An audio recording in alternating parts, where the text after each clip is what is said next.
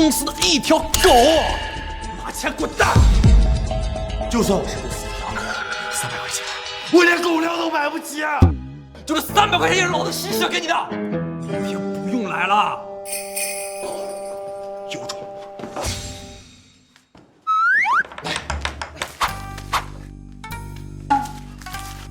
滚！给我等开！养不起！滚！我走。滚！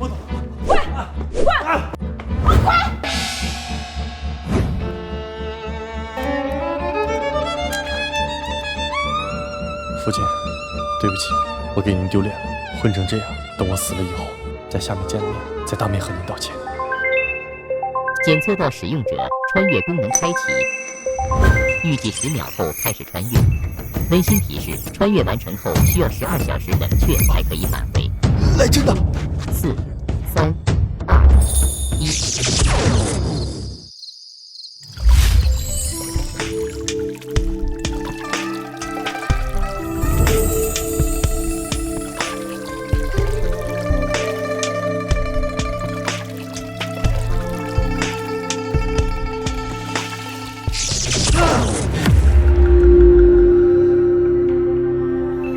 穿越完成，冷却回归还有11.59小时。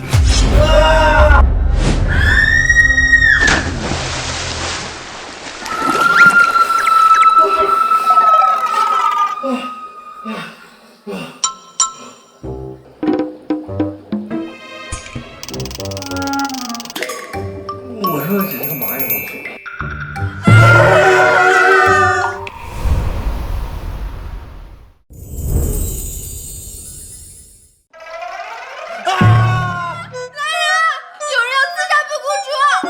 什么刺客？我只是路过的，不能入我的皇宫里面来！来人啊，拉下去砍了！哎，等一个机会。陛下驾到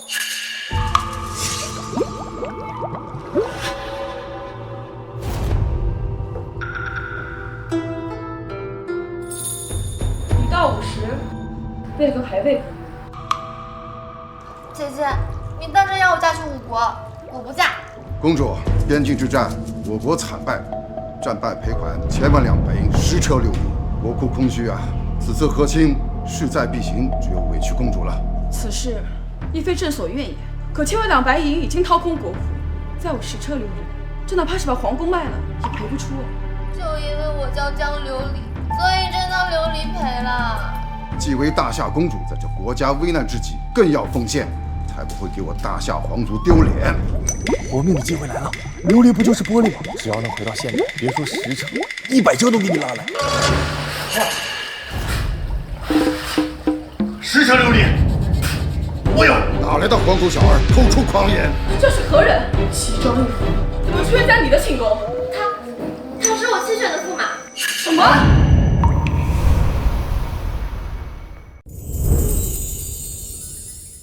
胡闹！公主还未出阁，哪来的驸马？这事要是被吴国使团知道了，如何了得？对，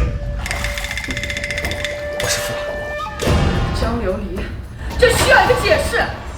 堂堂皇室公主，居然与男人在皇宫私会！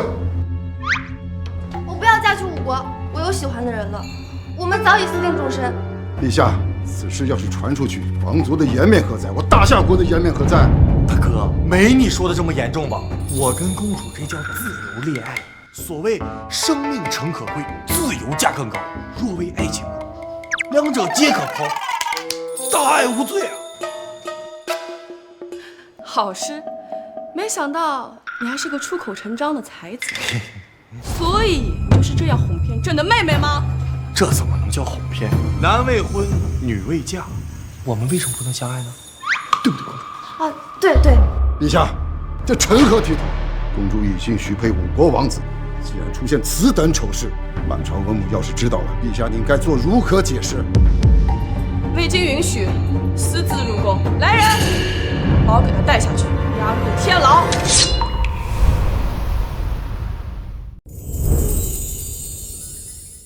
我这个，我看你们谁敢动他！我去，这公主能出啊？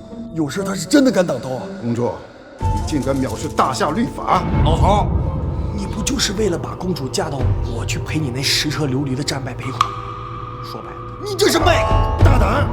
尔等竟敢与本相如此说话！仗打败就要一个女孩去受罪，真他妈丢人！所谓天子守国门，君王死社稷，不和亲不割地才是一个国家该有的骨气。好一个天子守国门，君王死社稷！如果我大夏人人都这般想，何愁不行？而且你们说的什么赔款，我有。口出狂言！你可知10车琉璃价值远高于千万两白银之上？就你这狗命，都抵不过一剑。玻璃在这个时代这么值钱吗？那我岂不是发财了？就这么点东西，我有必要撒谎吗？又不多，而且是为了公主啊，值得。够了！原本我以为你是个胸有抱负的才子，没想到你就是个口出狂言的顽固罢了。国事当前，不得胡闹。陛下所言极是。斩了！小爱同学，我在。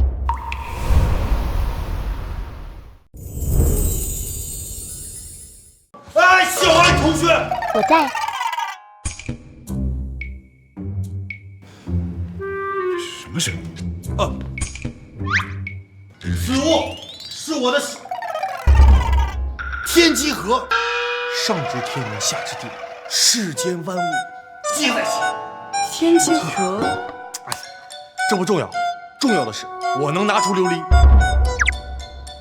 小爱同学，我在。告诉我琉璃的制作方法。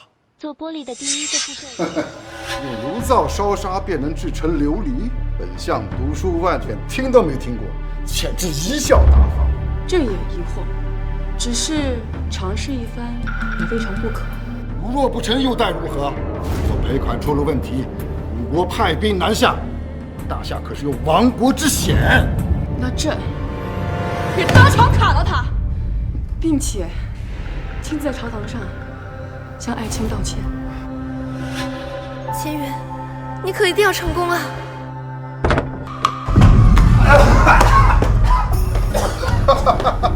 本相就知道这世上哪有琉璃砂炼成之法。什么？失败了？陛下，臣早就知道这小子在说谎。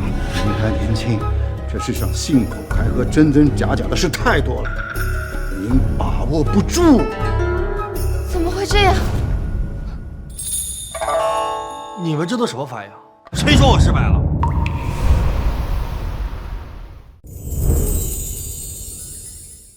这炼制琉璃嘛，温度需要高一点。我呀，就稍微调整了一下这个灶台，耽误点时间罢了。端上来。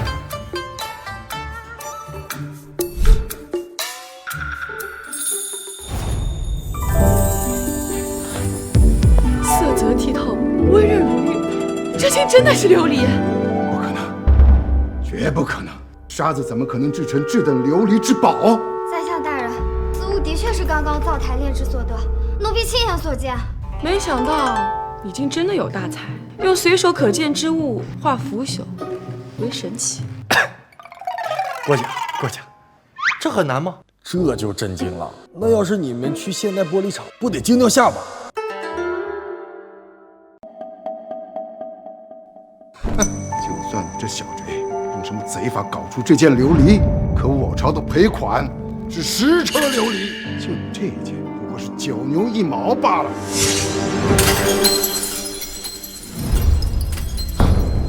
宰相大人，你怎么能这样？哎，别进来，别进来！可是，陛下，给我1天时间，10车琉璃必然到位。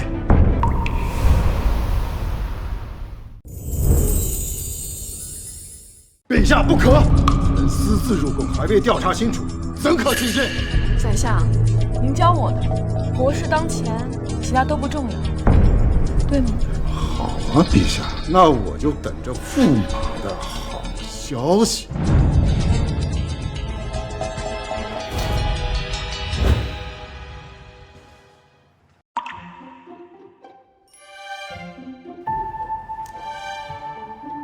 好，这样就好了。此物倒是方便，创个贴啊，反正也没值几个钱，回头我给你拿一下。秦公子，你看我做什么？我看看我未来老婆呀，陛下可是说了，完事之后就让我当驸马。哎呀，你别乱说，本公主才不要呢。不会吧？公主不会要抗旨吧？那也是之后的事情了。再说了，你的10车琉璃还没见到呢。放心，少不了你的，就当聘礼吧。你再说我就不理你了。好，说正事儿，我确实是需要一些东西才能搞定那些琉璃。卡里就几千块，也买不了这么多呀。这公主府的金银细软，随便拿一些，应该放在现代都应该是宝贝吧？你需要什么，尽管随便取用。对了，你这衣服好生奇怪，回头换了去。好，那我就不客气了。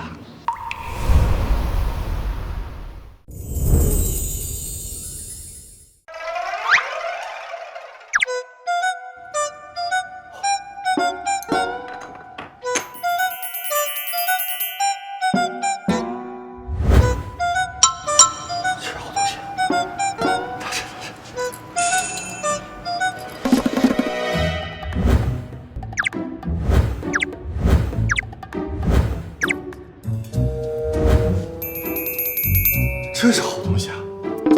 拿着，发财了，发财了！这些带回去，岂不是这辈子都不用打工了？宰相是吧？针对我是，等我回来，惊掉你的狗眼！走起！驸马爷不见了。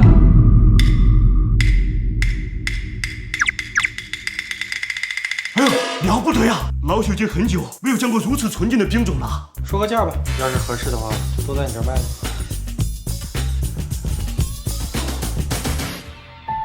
只是一个发簪都2万，那其他的卖了，岂不是能有几百万？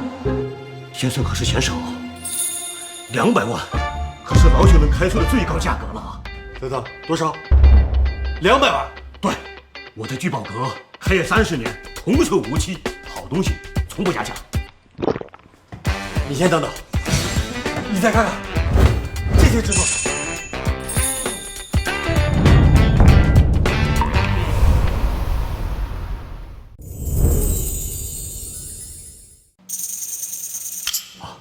已经转账了，1亿8000万，大概需要半个小时。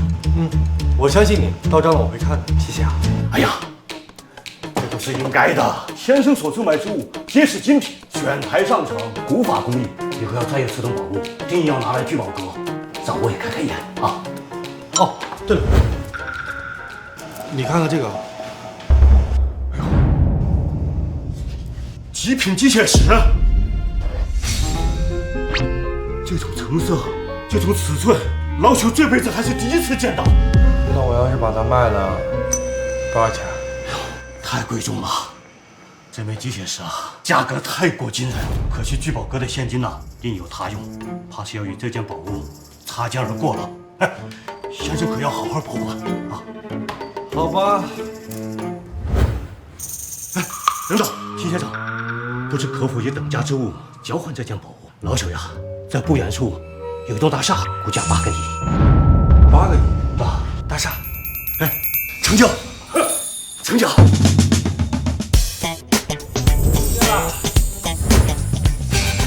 也不知道是哪家的公子哥，竟能一次性拿出这么多宝物。王总，明珠大厦的全部产权我已转入秦先生名下，待会儿你要好好招待，不得有误。明白，周先生。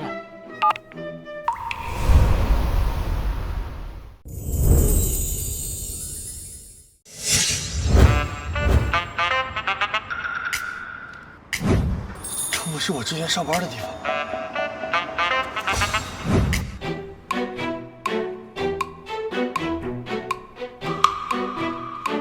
秦云，你这条废狗来这干嘛呀？郑阳，你不是已经把他开除了吗？说的是，你来干嘛？罗萍萍，你竟然和谭正阳搞在一起！秦云，我们已经分手了，你怎么还来纠缠我？看到了吗？郑阳给我买8万块，至于你，给给我买过最贵的礼物才2万块，说出去了丢人。我送你2万块钱的礼物，你都嫌丢人是吧？萍萍，你跟这种土鳖废话什么呀？我随便给你买个包，沟头不吃不喝干1年，而且我实话告诉你，我们俩去年就在一起了。我们没分手，你们就搞在一起了？你以为我为什么开除你啊？就是因为你太碍眼，自己没本事，50万彩礼都拿不出，怎么养我？怎么给我想要的生活？土鳖，你现在立刻给老子滚！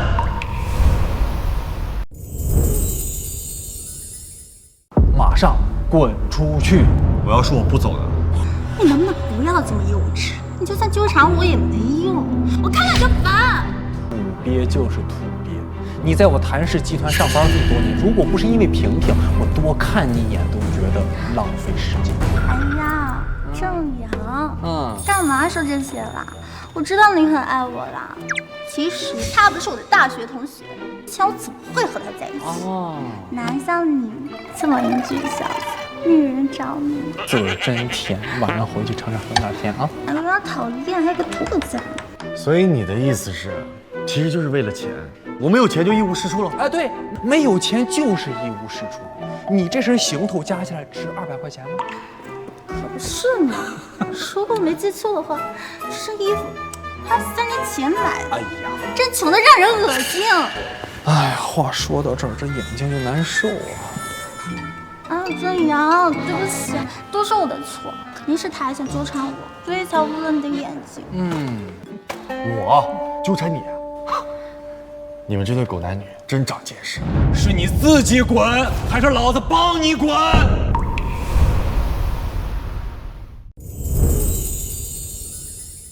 凭什么？我想去哪儿就去哪儿，要滚也是你们滚。算了，我们已经结束了，我不想再看到你，不要让我在正阳不开心。我告诉你，凭什么？就凭我租了明珠大厦1整层，你现在占的是我的地盘，我让你滚出去，你就滚出去，你懂吗，穷爹？1整层？对，1整层。哦对，像你这种人不了解1整层是个什么概念，毕竟像你这种乡巴佬在京都打拼一辈子都买不起1套房。1整层有什么了不起的？整栋楼都是我的。宝贝，你听听这个穷逼在说什么？可不是嘛！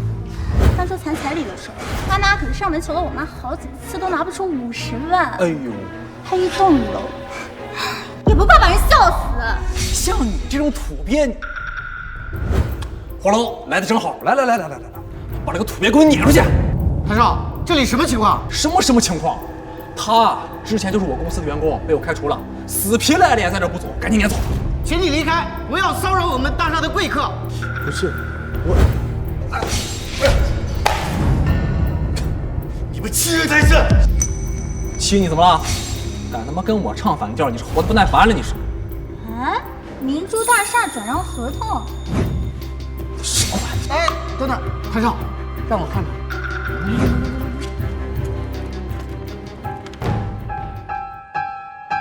您就是秦先生？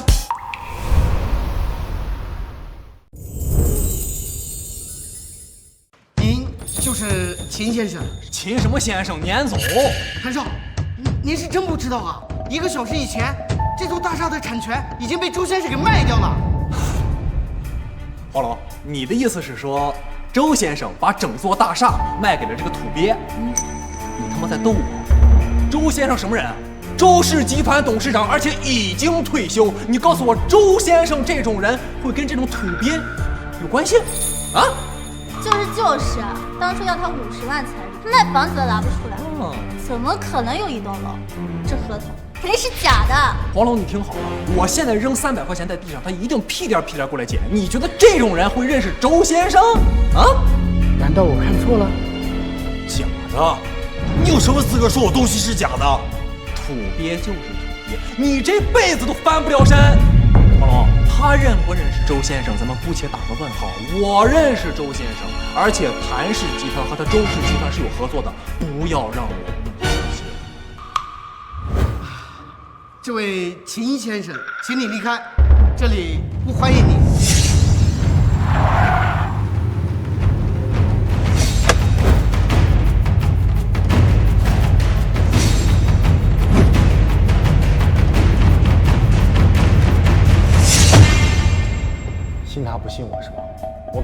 机会只有一次啊！哎，你装什么装？装什么装？装瘪犊子呢？你跟这儿，黄龙，给我撵出去啊！不要让他说第二次了。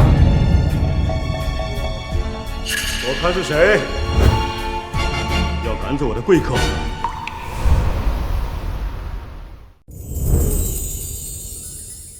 看是谁要赶走我的贵客。来，先生，起来。周总，我跟你安排的事情，你就这么做的？敢这么对待我的客人？对不起，周先生。滚！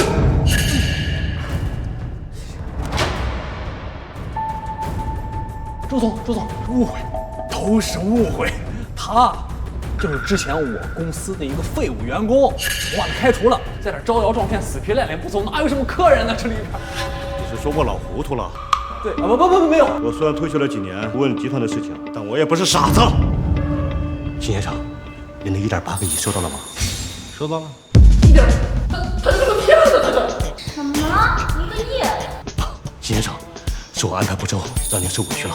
今天的事情，老朽一定给你一个圆满的答复。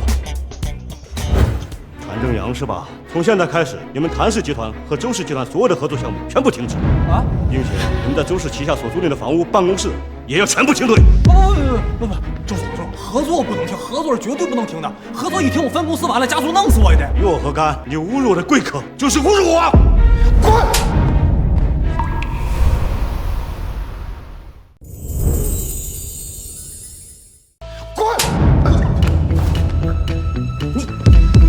谭正阳，等等我！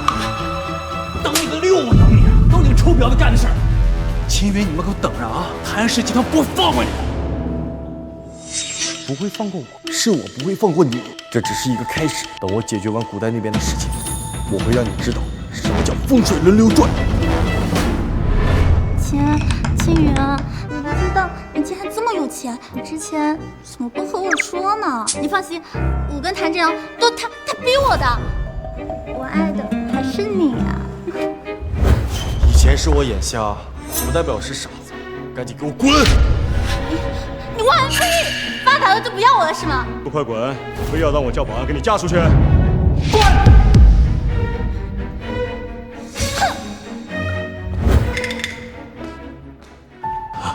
小友啊，这个谭正阳也没什么，只不过他叔叔旗下的谭氏集团市值几百亿，也算是个人物。您看需要老朽帮忙吗？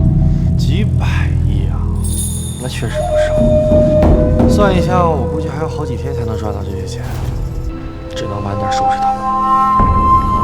到底是什么人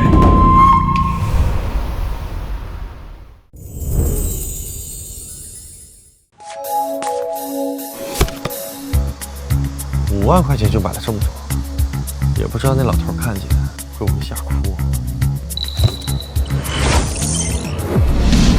穿越，把这些东西全部带上。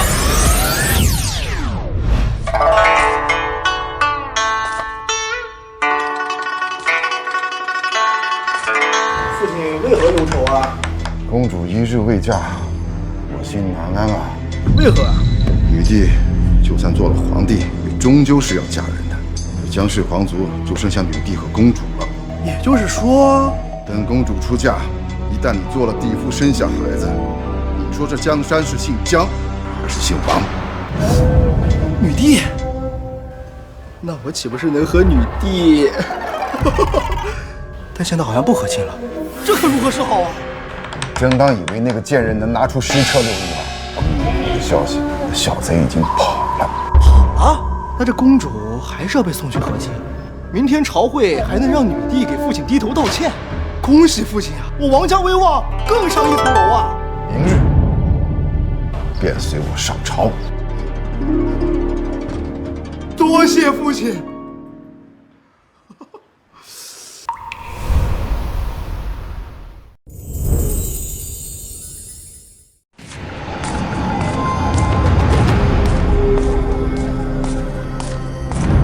这都1天了，公主为何还未送到使团？本王还要回国庆祝，好好宠溺公主一番呢。什么？公主还没去吗？也不知道在搞什么，早点把使团的人送走不好吗？边军已无力再战，这裴长要是不满意，我大夏必将生灵涂炭。连城王子，赔款之事呢，陛下已经经过深思熟虑，愿意答应之前的条件，赔10车琉璃。这大夏这穷酸地方，你们拿得出10车琉璃？老匹夫嘴巴怎么这么快？现在秦云跑了，难道我真的要低头道歉，让妹妹去和亲？这可如何是好？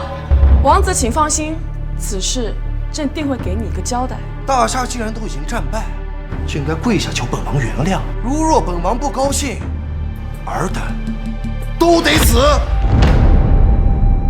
其实，这已经好了。驸马卿，请求觐见。快，宣秦云上殿。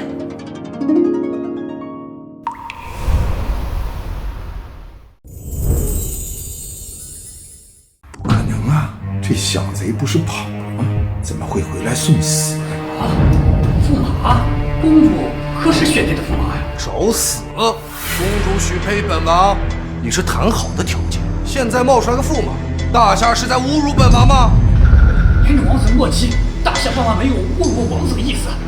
宰相大人，您帮我解释一下。此事老朽也是昨日才知道，这是陛下的意思。女帝，你这是何意？以为我边军8万铁甲是摆设不成？如若今日不给我一个满意的答案，不日我5国大军便马踏帝都，血洗黄泉。不要，王子切莫着急，这驸马之说皆为虚妄。来呀，把这贱民拉下去，不要在这儿破坏两国和睦。够了，当朕不存在吗？秦云，你答应朕的事情如何了？这朝堂的气氛有点不对呀，也不知道这个傻缺是谁，都不认识，干嘛针对我？难道是宰相的人？陛下，10车琉璃一件不少，均已准备完毕。皇啊，琉璃原矿本就稀少，而且这琉璃器需要工匠精心打造数年，10车，就连本王都未曾见过，就你，就我。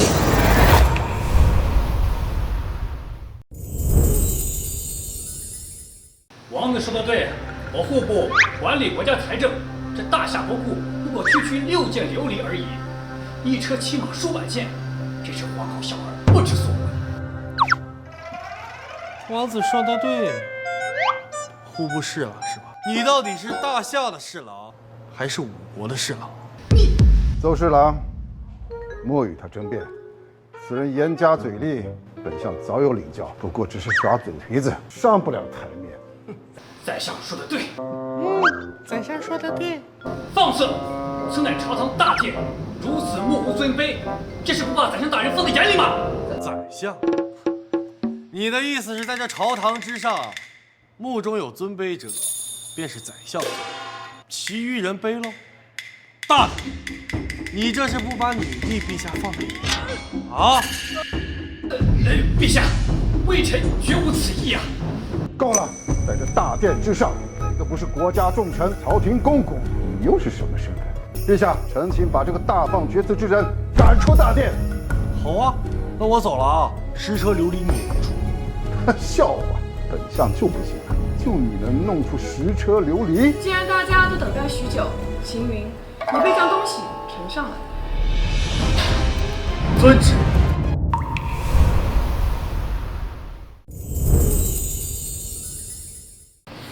顽抗，不悔改！宰相说的对，死到临头还嘴硬啊！你现在早些认错，说不定还能给你一个权势。这些朝臣没一个好东西。女帝看来混得也挺难的，这手底下的人啊，全是反骨。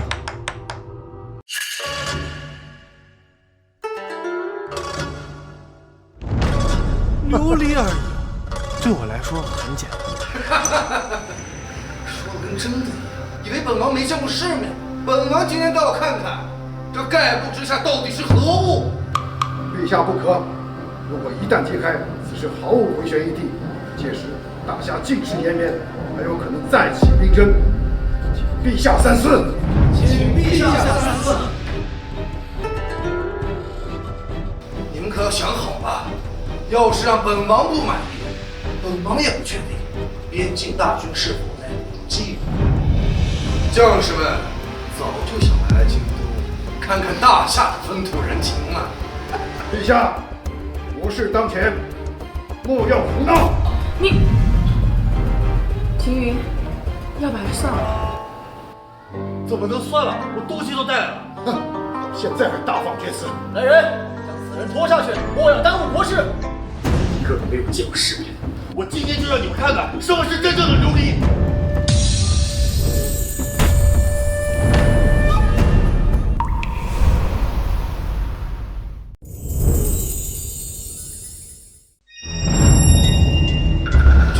这怎么可能？国库都没有这么多财富，他一个不知所谓的驸马，怎么可能比国库还有钱？多谢夸奖，现在肯叫我驸马，本驸马欣慰。不，我还有，宰相大人，您说句话呀！哼，这一件琉璃虽然精美，但此次赔款的关键是数量。没错，当初我们谈条件是10车，这只是一部分，店外还有很多，全部搬进来又摆不下。本官就不相信他真能拿出10车。本官家里也有一件琉璃，不过只是一件，又有何用？都说琉璃价值不菲，一件万金，不知大人月俸几何？贪了不少吧？你莫要信口开河！本官家的琉璃是祖传的，陛下，微臣廉政清明，绝无贪腐之事呀。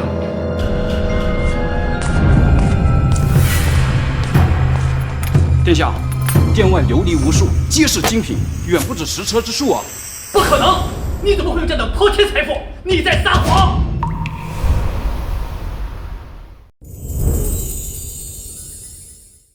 驸马操持赔款一事，乃是朕亲自引领。邹爱卿的意思，难道朕也说谎了？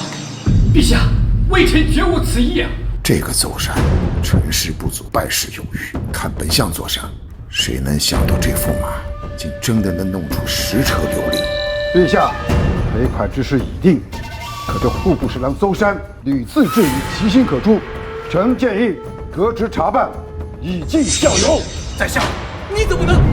好，那就听宰相的意思，将邹山带下去，由御史彻查。我可是户部侍郎，陛下冤枉呐！丞相，你不能放弃我，丞相，陛下。让王子见笑了，不知这赔款可还满意？本王不满意。这位王子，外面可不止10车，你还有什么不满意的？虽然赔偿没错，但是我五国跟大夏之交，若是在意赔偿，那与市井商贩有何区别？好家伙，没钱的时候谈钱，有钱了又说不是为了钱，真不要脸！连城王子有何高见？和亲之事，我五国人尽皆知。本王若是空手回去，本王颜面何在？本王还有女帝昭告天下，大夏已折服于本王。凡大夏人见到本王，皆要跪地磕头，常送本王封号。什么？这种要求万万不能答应啊！陛下，这岂不是让我们大夏子民低人一等吗？此事朕不可能答应你。王子，和亲之事并非不可在意。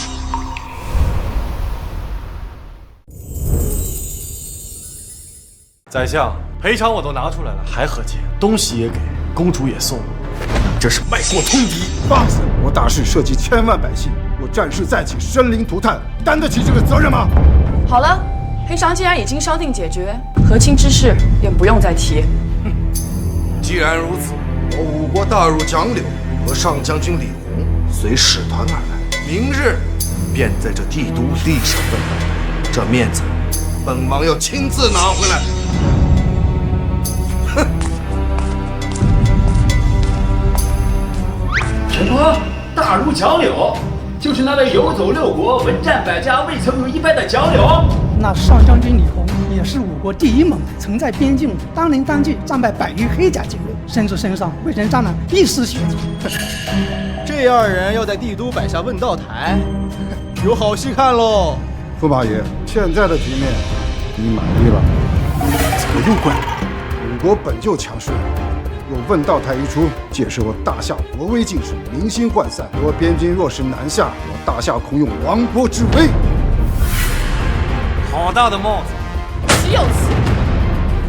我堂堂大夏，文人才子，将军武库无数，难道任由这2人压我大夏国威？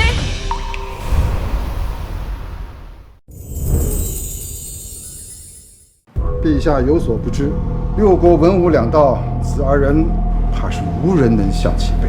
此事涉及到我大夏江山之基，谁能上至问道台解困此局，赏黄金1万两，封爵封地。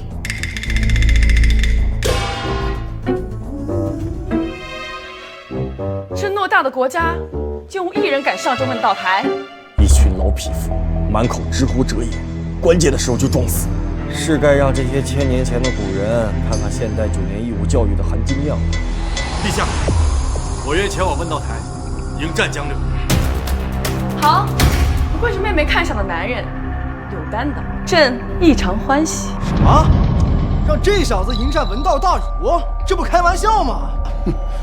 陛下，驸马代表着皇室，若是输了，丢的可不仅是我们大夏的脸，还有皇室的颜面。陛下，宰相说的对呀，这国家大事寄托于区区一个驸马，这如何使得？你们要是觉得我不行，谁行谁上啊？你上，还是你上？要么宰相你上，一个个未战先怯，没一个敢站出来。我站出来就质疑我，真乃鼠辈！放肆！敢在大殿之上骂人！我骂你又怎么样？谁要是再废话，你就自己上。好，那便由驸马秦云上至问道台，扬我大夏国威。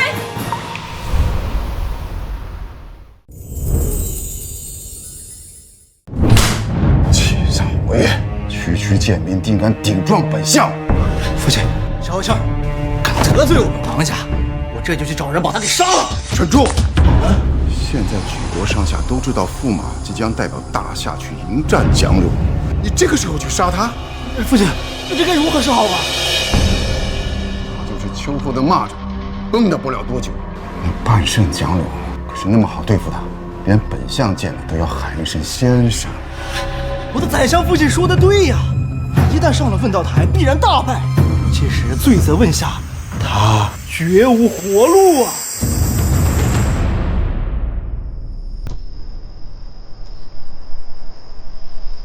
你也太厉害了吧！听说你今天在朝堂上面舌战群臣，满朝文武皆被你说的哑口无言，就连宰相都不敢与你继续争论。唉，低调低调，就是如此。这值得骄傲。宰相权倾朝野，就连姐姐都要听他的意见。你这下可是帮姐姐狠狠出一口恶气了。这宰相有那么难对付？宰相可是2朝元老，姐姐刚登基不久，还是个女帝，所以在朝堂上面的话语权远远不如宰相。公主，陛下来了。姐姐，见过陛下。妹妹，你先退下，我有事要和驸马商议。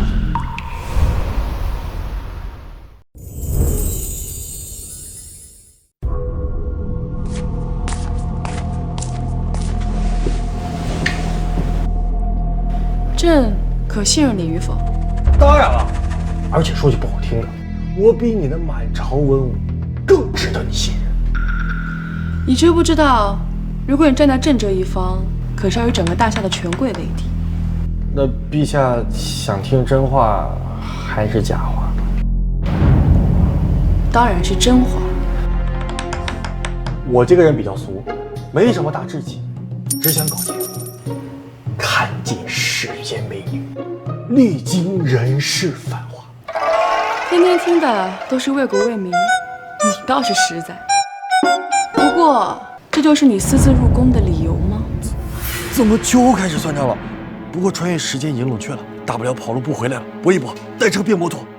我都说了，我就是个俗人，美色金钱我所欲言，可不只为了公主，还有陛下您啊！敢这么跟我说话，是不想活了吗？陛下，你仔细想想，这满朝文武恨不得吃你的肉，喝你的血，让你乖乖坐在这个皇位上当个傀儡，当个吉祥物啊！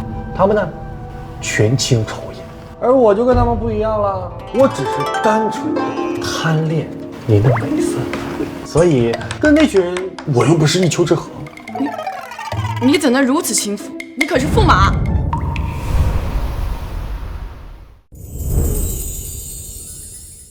陛下，从我看到你的第一眼，就深深的被您倾国倾城的盛宴所吸引，无法自拔。而且关键，它重要的不是身份，重要的是目的。我能帮你夺回权政，当个正经皇帝，可不只是图傀儡。你当真能助我？当然，你也看到我的能力了。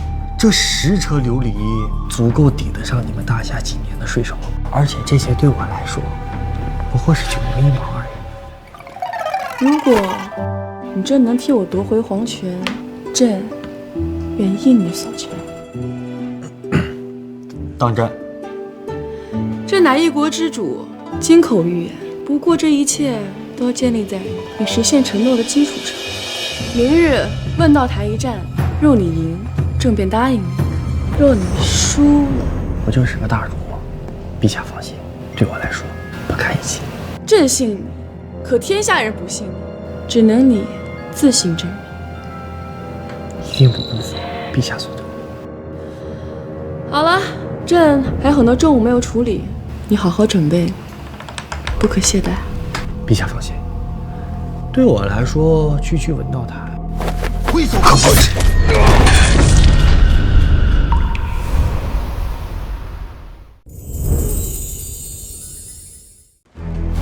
好，不愧是李弘将军，杀得好啊！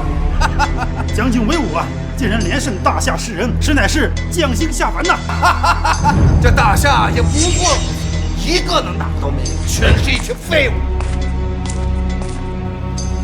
我乃禁军先锋臧虎，特来讨教。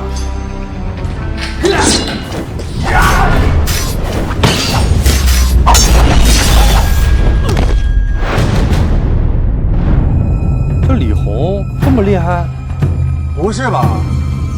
我们就让连城这般侮辱大夏，那又怎样？他可是李弘。李弘乃6国上将军，武器都是千年玄铁所制，就连刀柄都是玄铁，这重100斤，这武力值已经达到巅峰了。李弘在边境战场领军杀我军3万，不过你今天挑战的可是文道台，文武2座，我只要赢了1座，便不会是大夏过风。只怕是竹篮打水一场空吧。等等，你刚才是不是说他那把破刀连这个刀柄都是铁的？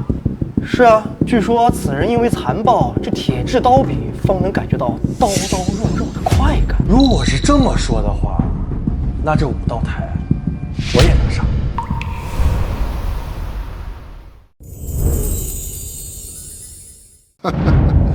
就你也想上这武道台？驸马爷细皮嫩肉的样子，还想去挑战李弘？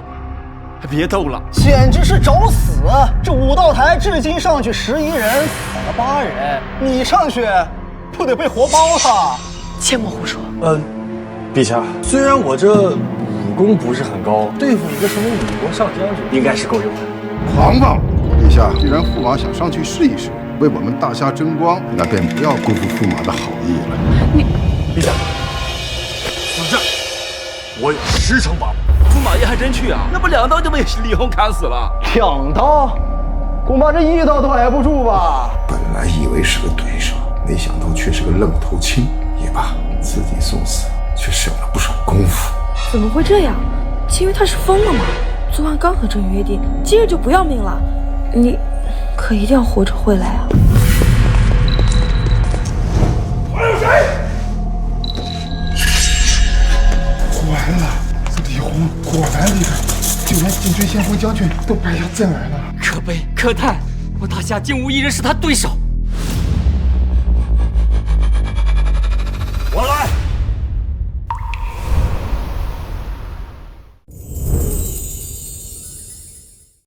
我来。没想到这个时候竟然还有人上来。我大夏还是有血性的人。英雄加油！英雄加油！英雄加油！英雄加油！英雄加油！英雄加油！路都走不稳，还挑战本将军，大夏无人了吗？哎，这位英雄啊，你还是别上去了吧。就你这身手，上去也是送死。看你细皮嫩肉的，是个文人吧？这是武道台，你就别凑热闹了。承蒙各位担忧，看我表演，报上名来。我内红不产无名之辈。我乃大夏驸马秦云。小贼，就是你破坏本王好事，你还敢挑战武道台？上将军，本王要他死！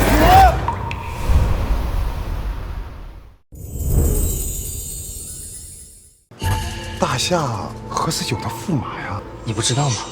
昨日驸马拉了10车琉璃作为赔款，解除和亲，所以连城王子恼羞成怒，摆下问道台。10车琉璃！天哪，这得多少银子啊？银子，琉璃可是按金子算。不过这个驸马倒是有担当，竟然敢来挑战武道台。可惜看他的样子，也不像是李红的对手。驸马，哈哈，正杀得不爽，大夏驸马祭刀，为什么不许取刑啊？谁输谁赢还不一定，说不定啊，你就死在我这根烧火棍下面了。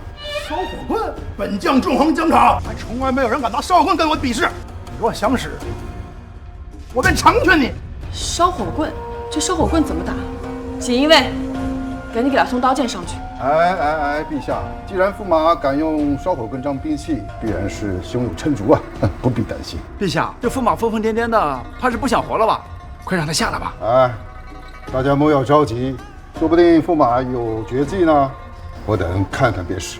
这小贼，生死之战用烧火棍对玄铁刀，哼，本相看你怎么死。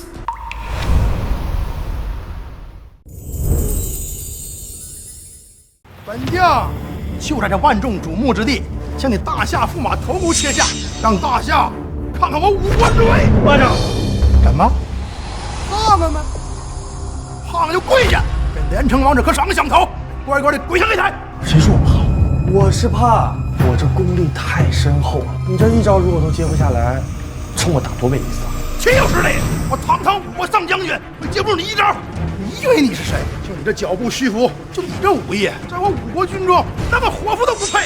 谁说我练的是武功？我练的雷霆之斗，这岂是你能懂的？你要是能接下我一招，算我输。大言不惭！天下就没有我内红接派的招式。来，我让你使得心服口服。那我可来。就这。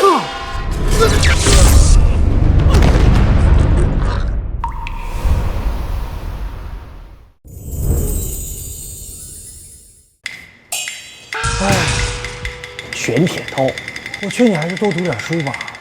铁是刀爹的。什么？不可能！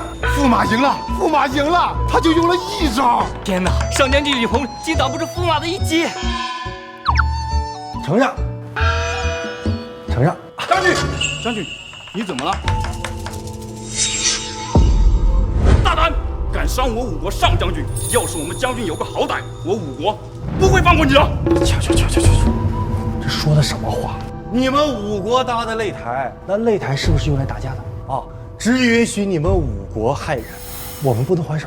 就是，擂台之上，生死各安天命。你们刚才还杀了我们那么多将士呢。武国是不是玩不起啊？玩不起，别摆擂台。真丢人，还问到台呢，打输了就耍赖，简直贻笑大方。你们也怪我是真没想到你们什么武国上将军这么废物，我还以为能跟我过两招，一下就倒。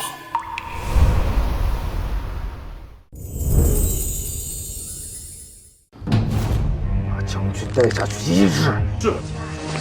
请你本王记住你了，也就是你运气好，上将军旧伤复发，这才让你占了便宜。旧伤复发，原来李红是因为旧伤所以才倒下的吗？怪不得。刚才驸马轻飘飘的，李红就倒下了。我不说嘛，六国第一战神怎么会败得那么快？王子啊，你挺会颠倒是非的呀。输了就是输了，怎么？难道我做的这一切都是个意外？那当然。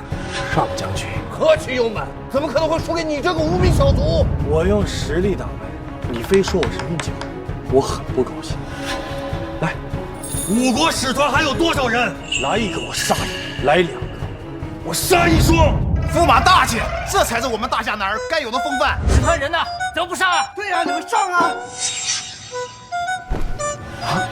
可是刚刚上将军都输了，小人诺。吴国御前侍卫宋仁，请赐教。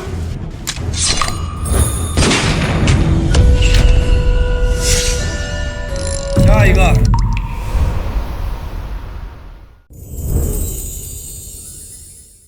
天哪，又是一招秒，甚至比上次还快。到底发生了什么？只听轰鸣一声，对方便倒下了。这难道就驸马所说的雷法吗？不可能！大夏人都是些土鸡瓦狗，到底用了什么妖法？你管我用了什么方法？反正你们5国的上将军都是废物，没一个能挡住我一下。不，我看看，李弘何其勇猛，说5国的上将军，他怎么可能输？还有人吗？没人我先撤。啊对，把这5道台赶紧撤了，什么人都敢在这摆擂台，站着大街没屁用，人家老百姓还等着回家买菜呢。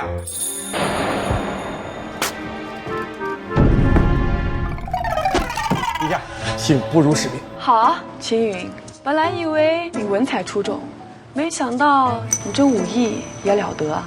都是些三脚猫的功夫罢了。不用谦虚，他可是6国第1战神，可不是什么三脚猫功夫。哼，不过是依靠了歪门邪道罢了。歪门邪道，宰相自己不敢上，我打赢了就是歪门邪道。你还要不要脸？妄事！你什么你？难道丞相也想跟我对垒一番不成？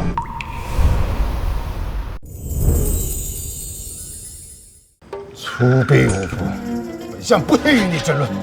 秦云大胜李弘，现在壮加我大夏国威的好事儿，该赏。多谢陛下。这不算，武道台算不了什么。如若换做文道台，大夏绝不可能赢。那还等什么？请。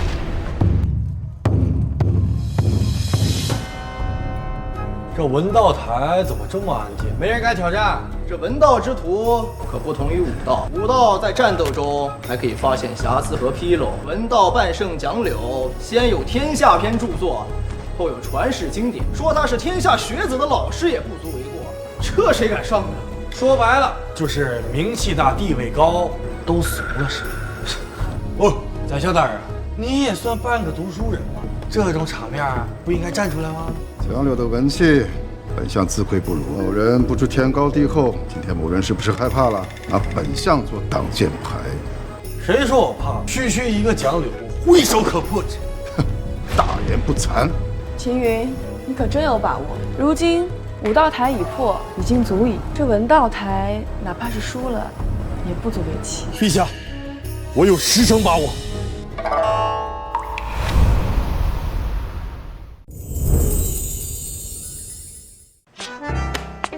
来者止步！我乃秦云，前来挑战文道台。挑战文道台者，需挑战者赠传世诗词1副，才有资格与我家夫子同类。挑战还需要条件？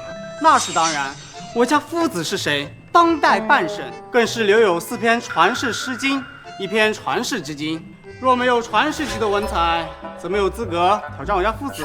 怪不得文道台这里都没人，原来还要门槛。何为传世诗词啊？连传世都不懂，还敢来挑战我家夫子？传世当然是流芳百世、口口相传的诗词或者文章。就这么简单？简单？哪来的无名小卒？大言不惭！能写出传世之作的，在这6国哪个不是赫赫有名的文坛大家？秦云又是什么东西？听都没听过。非得有名气才能算有文化吗？山不在高，有仙则灵；水不在深，有龙则灵。大隐隐于市，真要是有本事，才不会到处宣扬。山不在高，有仙则灵，好诗，好诗啊！是啊，你耽误我家夫子。什么叫大隐隐于市？有本事不会到处宣扬？你是说我家夫子是沽名钓誉之徒吗？哎，我可没这么说。但你要真这么想的话，我也没办法。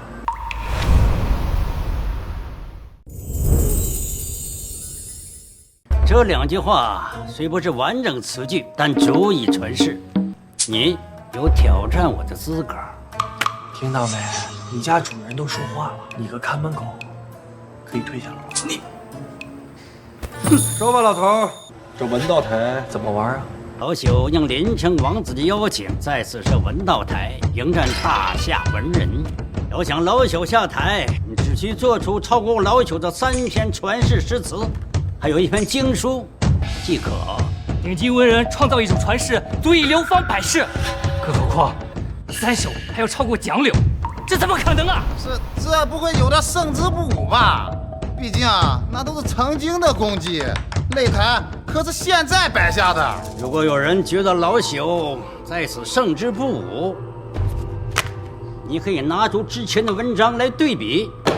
这老匹夫怎么如此无赖？现场触敌也就罢了，现在还来这个，这不是他用这一生的功绩去比吗？陛下终于理解老臣的良苦用心了。我等之所以不上，是因为猜到是如此。是啊，宰相说的对。一旦大儒既然如此低劣，躺在功劳板上，仗势欺人。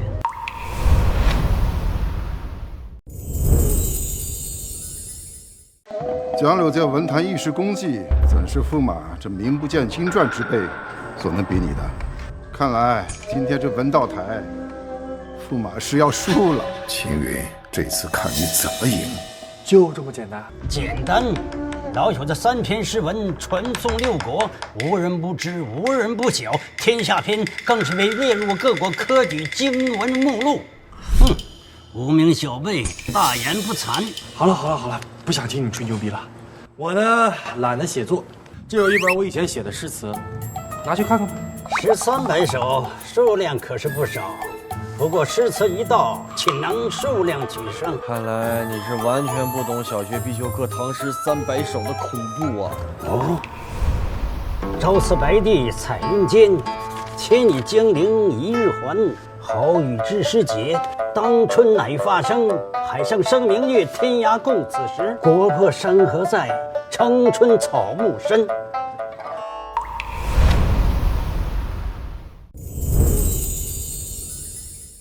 我这几首诗可传世否？不可能，不可能！这300首诗词啊，句句经典，首首惊人，都是传世诗词，这不可能的。你不行，不代表别人不行。这可是300首啊，哪怕就是30首，都足以惊人。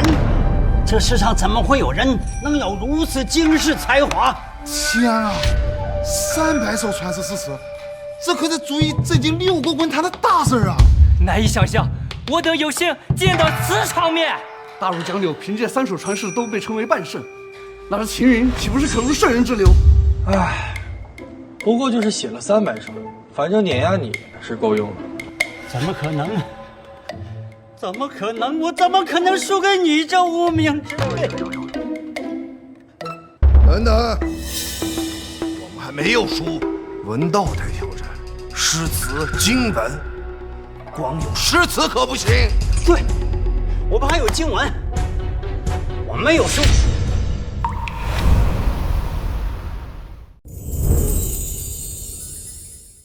经文，你不会再拿出一本经文吧？这倒不是，经文我还真就没提前准备。虽然你的诗词比老夫强过那么一点点，不过诗词乃小道，经文才是教化万民的文之大道。你还不如我。就合着只要我能赢你，都是小道。这哪是比蒋夫子厉害一点呢？300首对阵3首，这等才华，100倍碾压呀！这明显是驸马赢了呀！诗词歌赋本就是娱乐，著书才是文坛大家。虽然我没有提前准备经文，不过我可以现写。上笔墨。什么？驸马要现写一篇经文？开什么玩笑啊！古有7部成诗，但古今文都是斟酌千万，数年甚至数10年才能成稿，怎么可能现写呢？不可能，他怎么能现写经书？我等写个策文都得斟酌数月，这何况是经文？宰相的意思是他写不出，必然写不出。可他已经在写了呀。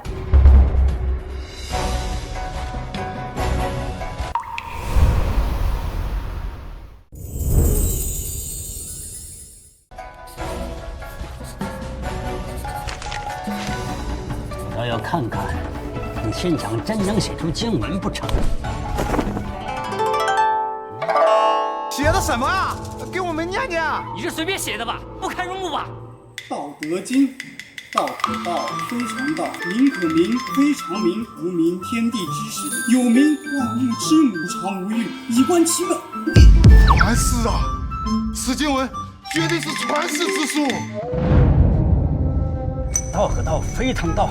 一句话让我醍醐灌顶：世间万物皆在此人中。这和蒋夫子的《天下篇》相比，完全不是一个层次的呀。如果说《天下篇》讲述的是君王权术，这《道德经》讲述的则是人之根本、自然天和，完全就是碾压。切啊，他是文圣转世吗？这怎么可能？你才如此年岁，怎么能写出这般经典经文？这不是有手就行吗？很难吗？要不要再给你写几首？夫子，夫子，夫子！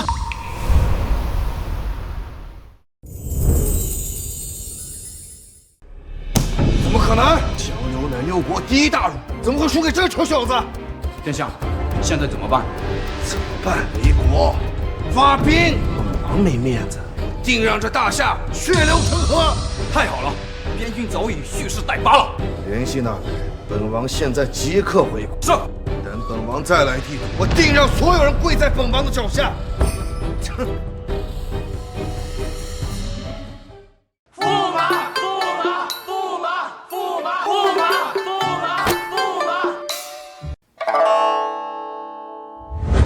陛下，信不如使命。好，驸马果然大才，大夏有你这样才子，实乃我大夏之福啊！是啊，驸马大才，万万没有想到，驸马竟然连下2座问道台，扬我大夏国威，那真是功不可没呀！啊！哈哈哈哈！驸马文武双全，不止一招击败上将军李弘，就连文道大儒都被驸马压制，这些转世也不过如此呀！陛下。问道台虽然赢了，可我大夏即将亡矣。宰相何出此言？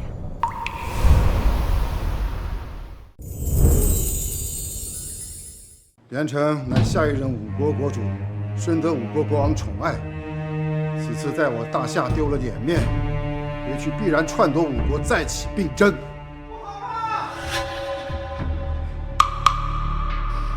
陛下，西使团已经人去楼空。只剩这刘书一封。什么？快呈上来！大夏之行，本王不愿。在此相见之时，大夏灭亡之日。啊！怎么会这样？边军已无力战胜，这可如何是好？我就说吧，让这样的人参与朝堂大事，肯定会出问题的。哼，驸马大胜问道台，就必定会是这样的结果。国家大事岂会如此简单？所以我赢了，还有错了。如果不是你，公主已然出嫁，两国和亲，起码10年之内在我兵刃之右。而现在，大夏将生灵不但血流成河，而你这一切的罪魁祸首。没骨气还说的那么冠冕堂皇。哼，口舌之争。陛下，眼下当务之急是派遣使者前去五国赔礼道歉，平息五国的怒火才行啊！赔礼？此次赔款，国库已经亏空，怎么拿得出赔礼？陛下，老臣说的礼，并非钱财粮草，而是他。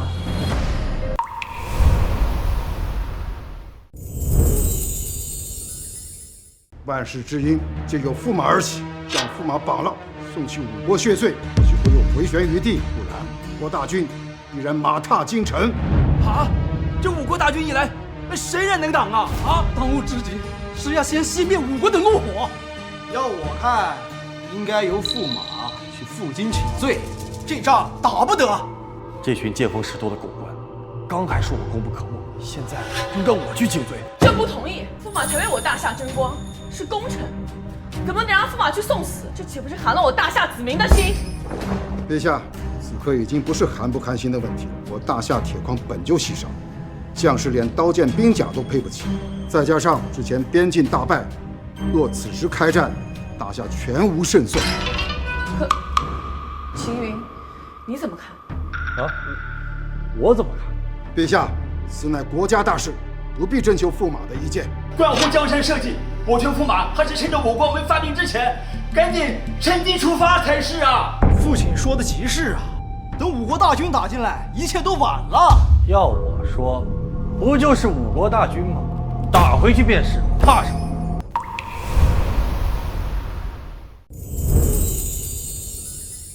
惶恐小儿不知所谓，军国大事，那也得打得过才是啊。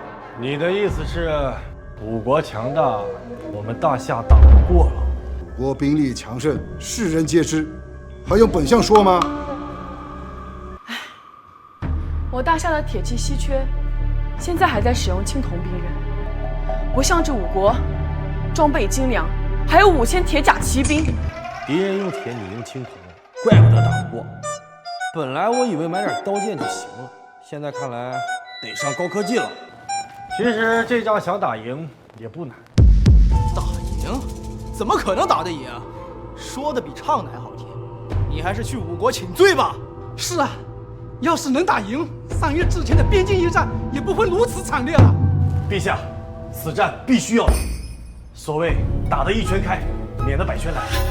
一味的求饶，祈求敌人的宽恕，大夏这辈子都不会有翻身的机会。打得一拳开，免得百拳来。尊严只在剑锋之上，真理只在射程之内。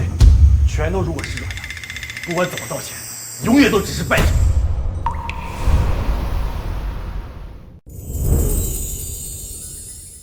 哼，说的倒是好听。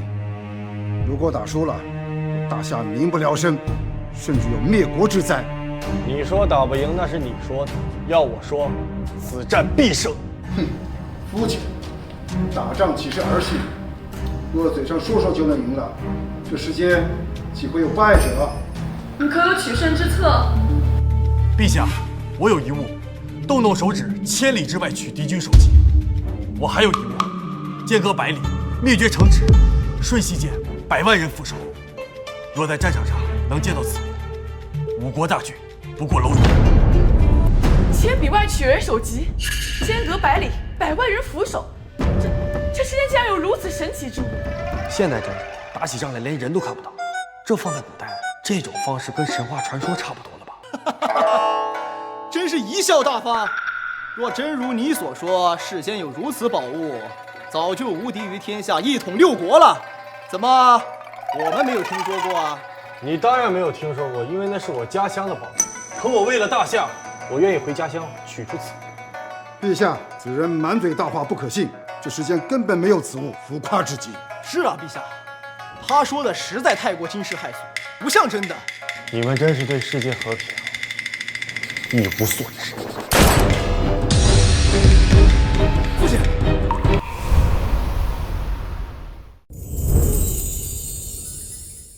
父亲，此物便是我说的神器当中最差的。大胆！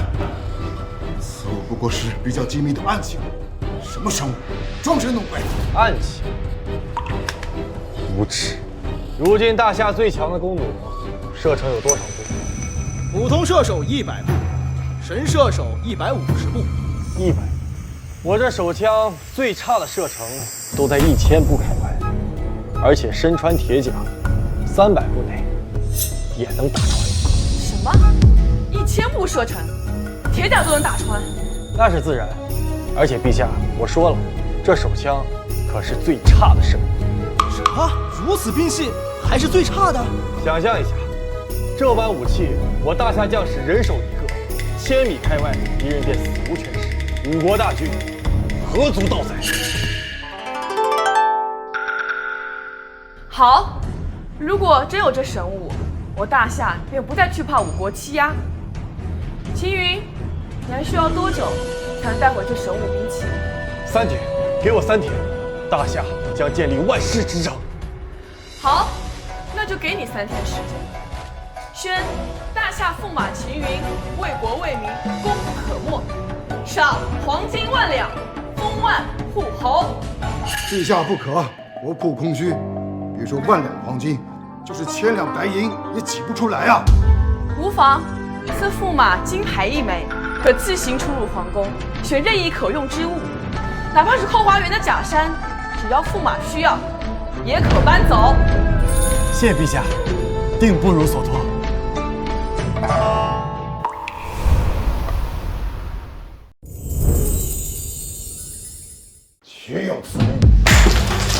少的驸马，竟然让他左右了国事。父亲，这朝堂不是一直您说了算吗？这不行啊！自从这个小贼出现之后，本相在朝堂上处处受挫，就连女帝这个丫头片子也敢当众忤逆本相，是气煞我也。父亲，这万万不能让此事继续这样发展下去了。这五国要是打进来，我王家哪怕加入五国，恐怕也不会有如今的地位了呀。父亲做事还要你教吗？福儿过来，过来。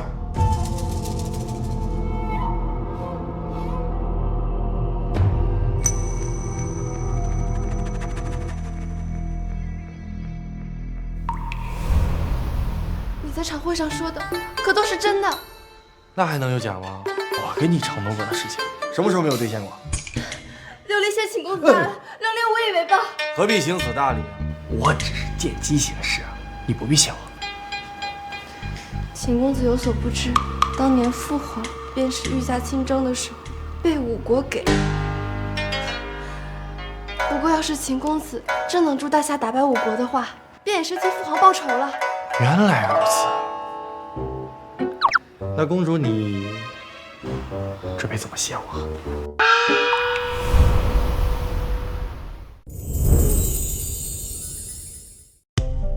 公主应该怎么感谢我？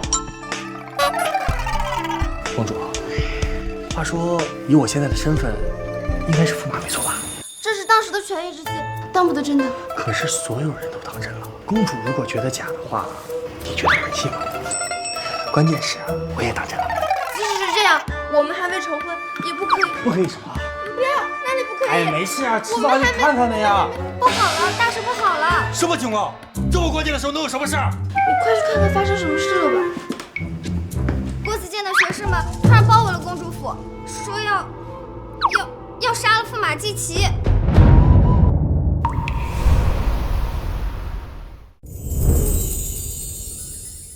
国子监，那不是读书人的地方吗？你是说一群读书人包围了公主府，还要杀我？禁军呢？这可是公主府，被人围了起来啊！禁军不知道去哪儿了，明明一刻之前守卫还在的。能调动禁军，又是宰相那个家伙搞的鬼吧？不要去，外面禁军都不在了，太危险了。放心，此时此刻，这个世界没人能伤我。我陪你一起去。我说了，放心，等我回来，我们还要继续呢。哎，这都什么时候了，你还在想这种东西呢？等我回来喽。罢黜驸马，以死谢罪！罢黜驸马，以死谢罪！罢黜驸马，以死谢罪！罢黜驸马，以死谢罪！罢黜驸马，以死谢罪！哟，还挺热闹。就是他就是驸马。罢黜驸马，以死谢罪！罢黜驸马！哎呀，大白天都在这瞎嚷嚷什么呀？邻居不要上班的。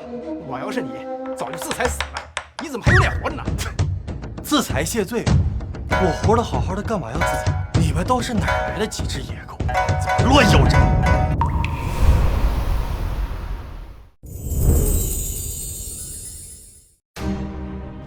他骂我们是野狗，大胆！我们可是国子监的秀才，你敢骂我们？区区秀才，我还是当朝驸马呢。几个秀才就敢在这公主府闹事儿，你们才是真正的大胆。你的所作所为，整个大夏都知道了。想做驸马，我不同意，整个大夏的士子也都不会同意。敢问阁下是哪条野狗啊？你当朝宰相之子王维远，你也敢侮辱我？原来是老废物的儿子。看呀，失敬失敬。我爹是宰相，你敌国骑在我大夏头上拉屎的时候，你爹却只想送出公主；敌国摆下文道台侮辱我大夏国威的时候，你爹却只想当缩头乌龟。你说他是不是老废物？你懂个屁！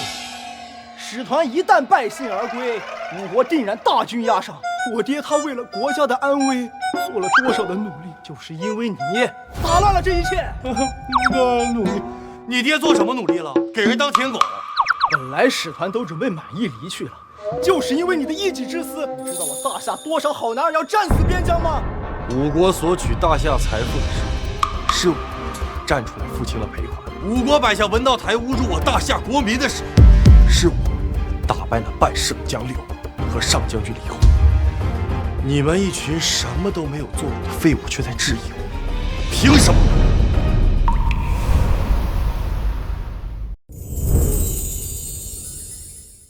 就凭你们都读过2本书，来，都跟老子说说，你们都为这个国家做了什么？你说，他不说了，来，你来说。王什么明远，你来告诉我，你为这个国家做了什么？我抛开这些不谈，难道现在不是因为你所以战事在起吗？怎么就不谈？怎么就抛下你是个人不谈，非要当狗不成？我爹可是宰相，你敢？你爹是老废物，你是小废物。呸！百无一用是书生。等我从21世纪带本高中小学教材，我让你们回炉重造。你不能走！你什么档次敢跟我搭讪？等你什么时候能拿出石车琉璃打败蒋柳、打败李弘的时候，再来认我当爹！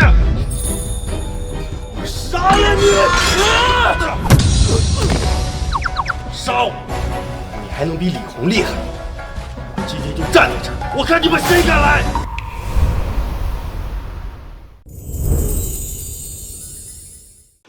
你敢打我？不要啊，王公子，他可是在擂台上一击就打败了上将军李弘的猛人。好，走着瞧，我爹不会放过你的。走。带着国子监的人去给你弟施压，你闹我，被回力罗德打回来了，你让我老脸往哪放？不光骂我，还骂你，骂我什么了？老废物！我就知道不能指望你。那现在怎么办呢？能怎么办？启明今日就要离开了，他一走就是3天，他一走，事情就好办了。我懂了，懂个屁！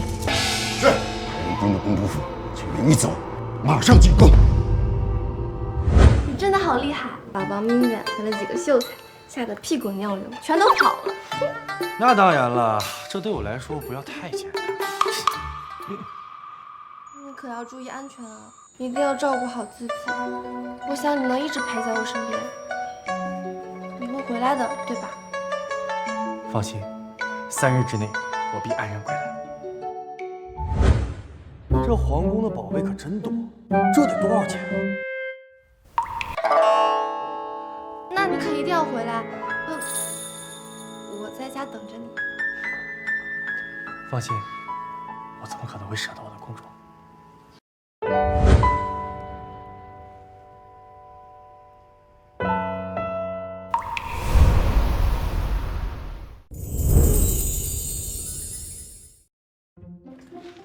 好了，琉璃，等我回来，大夏就站在世界之巅。我相信你。走了。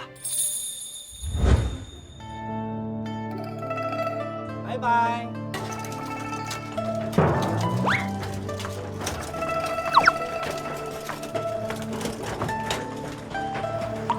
我的驸马，我等你回来。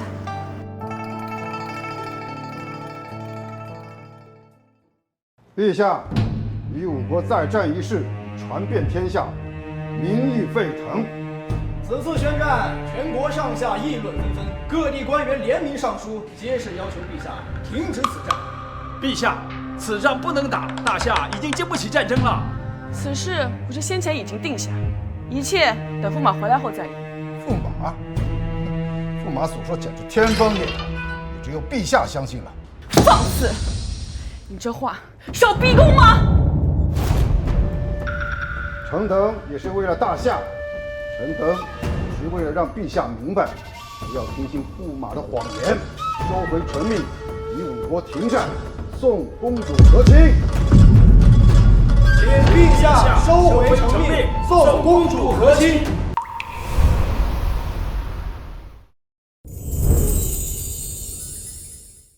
你们，臣等死谏！臣等死谏！如果陛下不答应，臣等在大殿之上长跪不起。死谏，好一个死谏！你们这是要将朕架在火上烤！臣等也是为了大夏，为了天下百姓。朕答应你，3日后送公主出嫁。陛下圣明！陛下圣明！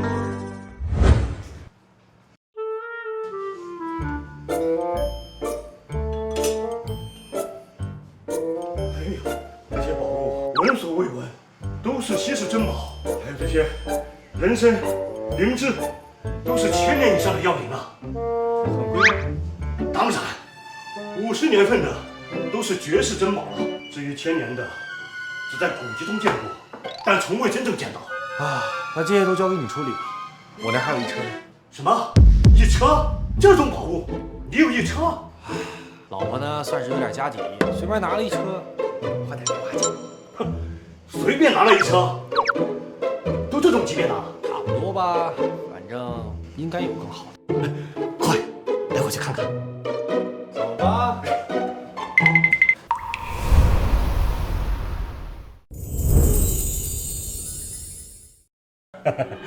老朽今天也算是开了眼界了。秦先生这些东西拿出去，全世界的古玩、珠宝、奢侈品、药材相关从业者都要为此癫狂啊！我只是随便在皇宫拿了点东西，就轰动全世界了。这要是把皇宫搬空，岂不是能吓死人？运气好，找了个好老婆。哎呀，这怎么算是运气呢？秦先生说笑了。那这些东西你吃得下吧？哎呀，我聚宝阁虽然体量不小，但是对于这些东西还是杯水车薪的。那怎么处理啊？老朽国才虽然退休了几年，但是在商界还有点人脉。如果秦先生急着要出手，可以邀请龙国所有的商业大亨齐聚京都，办一场史无前例的盛世拍卖会。拍卖会听起来好像还不错，我赶时间，1天够吗？1天。如果秦先生可以多等1个星期，等更多的人来，或许成交价格会更高。没事，我不差这点啊。这一点可就是几十亿的差价呀！这到底是哪个影视家族的公子哥啊？以秦先生的东西能参与这次的拍卖盛会，也是我的荣幸。此事老朽定当竭尽全力。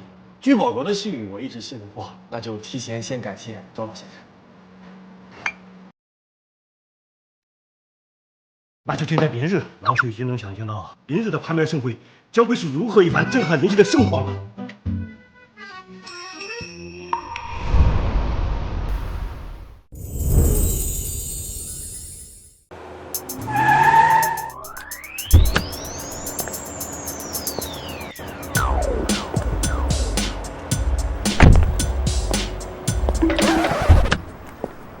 说，咱到了。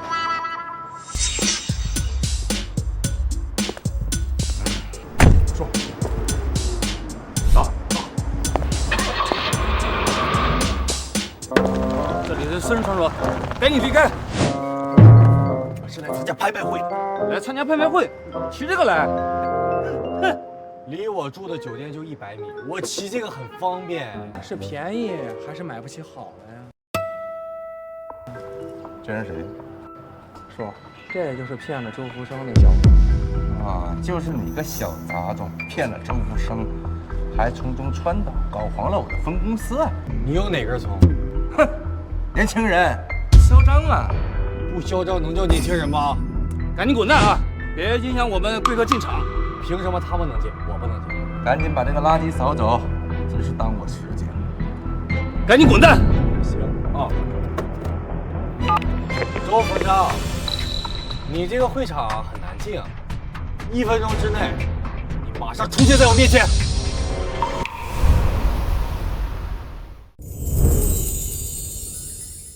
装什么装？说的跟周福生是他下属似的。这种小瘪三，只会用自取其辱的方式找存在感罢了。哼！你以为你是谁？敢吃我周总的名字？壮士怕大一把能！快走快走！走吧，我们进会场。哎，周总，混蛋！哎呀，秦先生，真是抱歉，又发生这样的事情，老朽真是惭愧万分。如果以后再发生类似这样的事儿，咱们的合作到此为止。对不起，秦先生，都是我的错。不可能，绝对不行！疯了吗？周福生怎么会被人像下人一样使唤？不是说他是骗子吗？这是骗子能做到的事儿。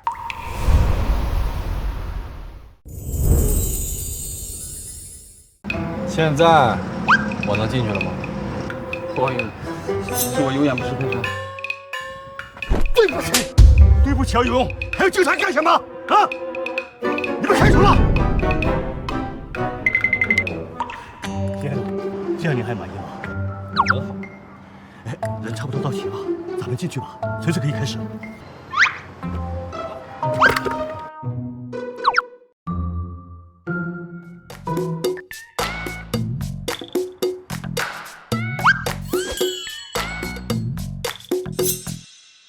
说，就他这么进去了？他背后有周福生撑腰，现在还不是跟周福生正面对抗的时候。他们也太嚣张了，他。我有内部消息，今天拍卖会的背后有真正的大佬出货，都是稀世珍宝。只要接下这批货，周福生都要避让我谭氏集团的锋芒。对，还是拍卖会重要。这个拍卖会一结束，弄死个小杂种。走，进会场。谭氏崛起，就看今天。走走。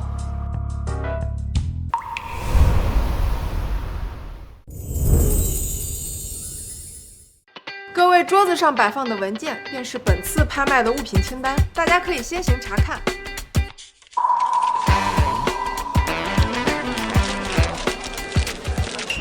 不可能！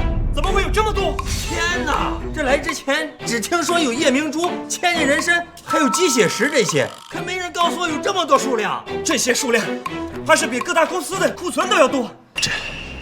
这些东西足以颠覆整个古玩玉器，甚至药材界了吧？要是能拿下这些，我谭氏集团必然会龙腾9天。那么多宝物，就算聚宝阁也拿不出来吧？也不知道是哪个隐世家族出手，简直颠覆世纪，豪气，太豪气了！就这么点东西，赶紧开始吧，我还赶时间呢。跟你有什么关系？这些东西的货主一定是龙国的大鳄，而你一件都买不起。那我要是说跟我有关系，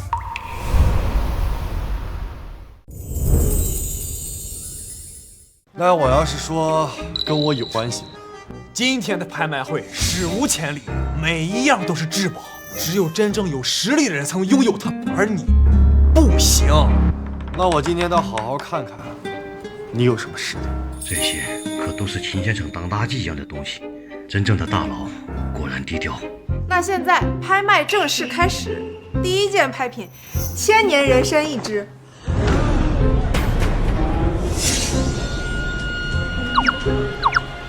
天哪，真的有千年人参！这个年代，50年的天然人参就非常罕见，这上百年的也就听说过2、3次，这上千年的，这得多珍贵呀！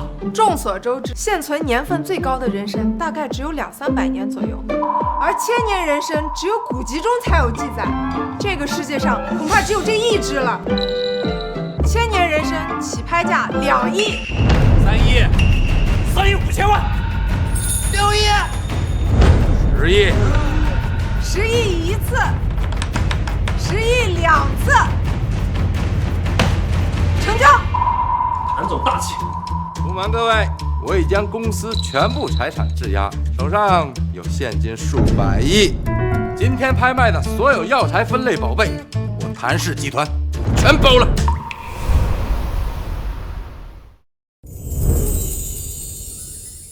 恭喜谭氏集团拍得1000年何首乌！谭氏集团已经拍了10几件名贵药材了，一旦制成成品，谭氏药业怕是势不可挡啊！土鸡挖狗罢了，买的越多，输的越惨。可这些药材一旦拿回去，包装加工制作，甚至能翻几倍卖，依旧会有人趋之若鹜。物以稀为贵，之所以能卖到这么高的价格，是因为它稀少。但如果不稀少了呢？可这些都是绝世药材，怎么能不稀少呢？除非市面上突然出现几十件、上百件同种类。等等，秦先生，你不会还有很多吧？这东西在现代稀缺，在皇宫里那可是按麻袋装的，难以想象，难以想象啊！2亿7千万成交，9亿6千万成交，8亿9千万成交！恭喜谭氏集团拍得所有药品，本次拍卖会圆满结束。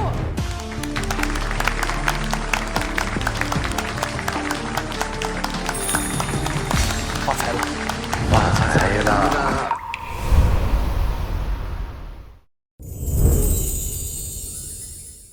这次拍卖会之后，谭氏集团应该是医药行业的第1了吧？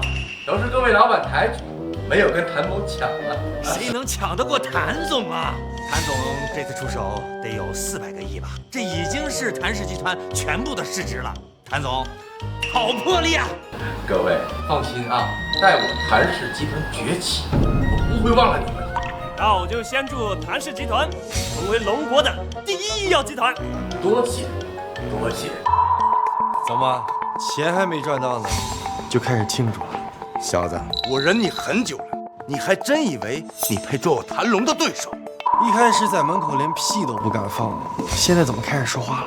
之前是周福生护着你，现在我谭氏搞到了这么多绝品药材，马上就成为药企第一，周氏集团护不住你啦！谁告诉你们是老朽护着秦先生？老朽怎么配呀？你们不都好奇是谁出手这么豪气，能拿出这么多宝物吗？谁呀？今天拍卖会所有的宝物都来自于秦先生。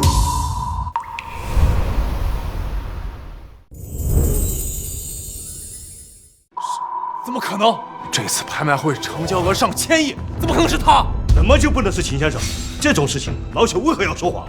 他到底是谁呀？这么年轻，竟然能掌控如此多的资源？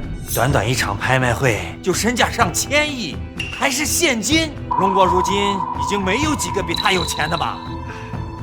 说实话，我看到你拿了我那么多东西，还引以为豪，在我面前装逼，我是真的想笑，笑你大爷！哼，是你的又如何？现在都已经是我的了。我谭龙纵横商场那么多年，还斗不过你个毛头小子吗？对，交易已经结束，待等新药品上市，挣钱的还得是我们。小子，你成功的引起了我的注意。我谭某当你是个人物，但是仅此而已哦。从今天起，我谭氏集团崛起，无人可挡。好，那我今天也把话放在这里，明天就是谭氏集团的末日。那我们走着瞧。走。你曾经给我的屈辱，我亲自拿回来。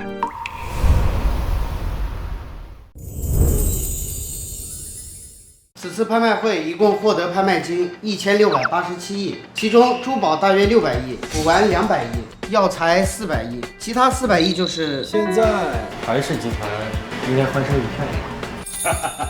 这次谭龙啊，孤注一掷，想要借此资产翻番，却不知道对于秦先生来说，都只是笑话而已。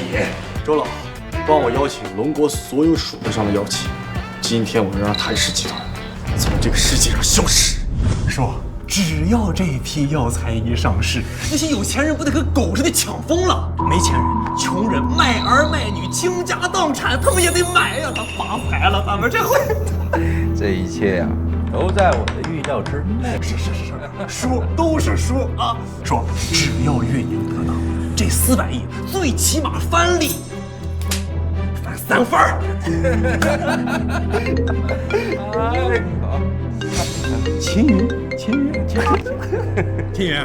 都这个节骨眼了，还有脸给我打电话呢？我只是想问问，送给你们的大礼收到了没有？大礼？大什么礼？谭总，大事不好了！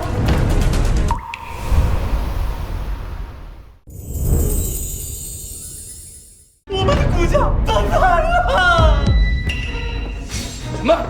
怎么会突然这样？刚才前国所有的医药集团同时宣布上市新药，而且用的都是我们相同药材，但是价格只有我们1/10。不可能，绝对不可能！是真的，关键他们的货量比我们都大，甚至成本不足我们的1/5啊！公司股价直接跌停了，银行也开始催收贷款。谭总，公司完了！说什么空屁话了？千金万缺啊！看来我给你们送的大礼，这是收到了。青云，别告诉我这是你干的啊！乡巴佬，老子能输给你？有没有可能你们买的东西，我还有10成？什么？好好享受今天吧，毕竟明天就没有谭氏集团了。叔，怎么办呢？现在叔，说，完了，彻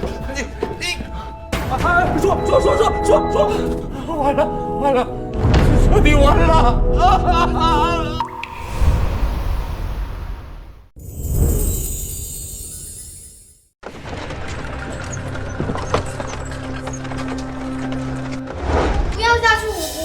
不是已经结束了吗？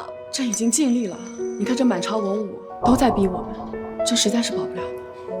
姐，你可是皇帝呀，怎么会这样？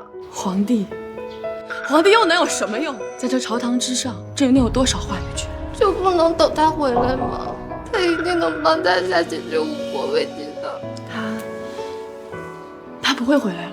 昨儿正在相信他所说的一瞬间就能灭绝百里，这只有神仙才能做到。他一介凡人，怎么可能？可是琉璃，这就是我们的命，身在皇家，身不由己，这也一样。所以，我最终的命运还是如此吗？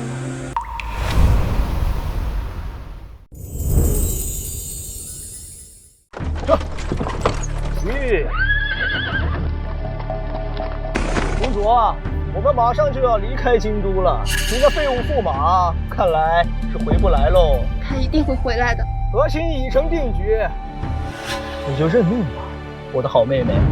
你在乱说些什么？等你远嫁之后，我也会入主皇宫，成为地夫。这不可能，姐姐不可能会看上你这种人。父亲大人一句话，朝堂上谁人敢不说？女帝也一样。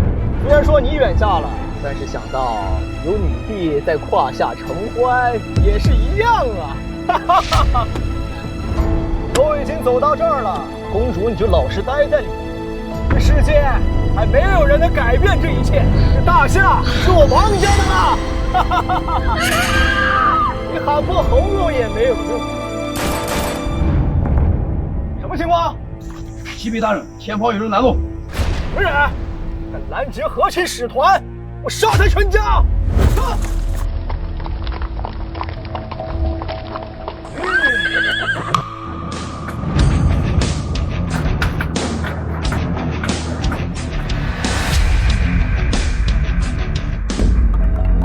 看看。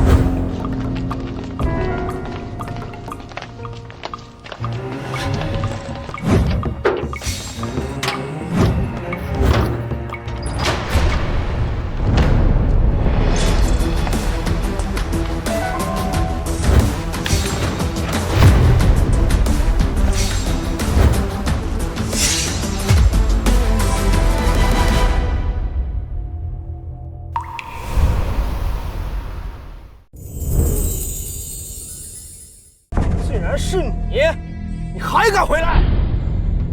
王明远，你们父子俩好大的胆子，我的女人都敢动。你的女人？你真的以为你能做大夏的驸马？看来我不在了这段时间，我做了不少坏事。我劝你别太嚣张，我爹可是宰相。之前你能给我们带来麻烦，是因为我们给女帝面子。至于你，你的意思是我在这里没面子？面子是靠权力，而不是嘴上的功夫。有没有可能靠的是拳头？你是不是还没有搞清楚状况？我奉命护送公主出嫁五国，这里可都是京都禁军。你以为你靠暗器打败了李荣，就真的能面对千军万马？都是大夏的军人，我本来不想杀戮，你想送死，为什么要拉上这些无辜的将士？狂妄！居然回来了，那就把命留在这儿。卫队听令，此人胆敢拦截和亲使团，罪无可赦，杀！让你看看什么是真正的权力。你什么时候才能明白，真正的实力并不是有一个好人，而是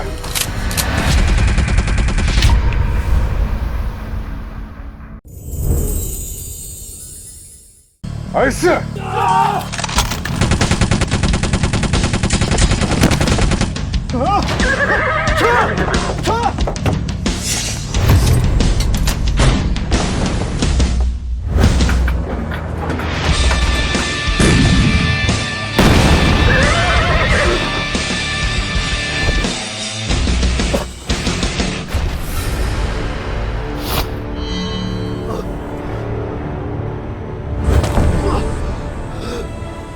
不可能有如此威力，是妖魔！妖魔！妖魔！比起我，你们这些所谓的朝堂之上的人，才是真正的妖魔！你不能杀我！我爹是宰相，我爹有银子，我爹可以给你银子。银子？对，我这是在想给你10万两，不，100万两，我再多给你500万两。大夏1年的税收才500万，你这条贱命值500万。小废物，我把你和你爹都杀了，这钱还是我的。杀我！不能杀我！吴国，对，奉命护送公主出嫁吴国。公主要是出了事儿，吴国大军会打进来的，你不能杀我。这就不烦恼你操心。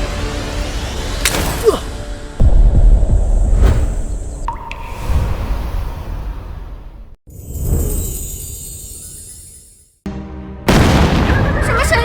好恐怖！不好了，公主，好像是有土匪抢亲。匪，连土匪都要来插一脚是吗？啊！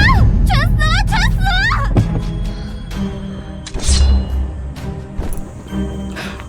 或许只有我死了，才不会有痛苦。姐姐，对不起，我也实在是撑不住。请问我的夫人在车里吗？真的是你，你真的回来了。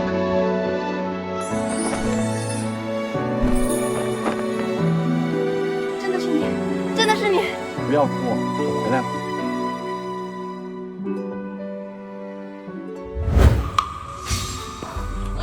不行，你快走！王明远手上有很多的禁区，他一定会杀了你的。放心，在这个世界，没有人能杀我。我这次回来，就是找他们一笔一笔算清账，谁都不能欺负我的女人。走吧。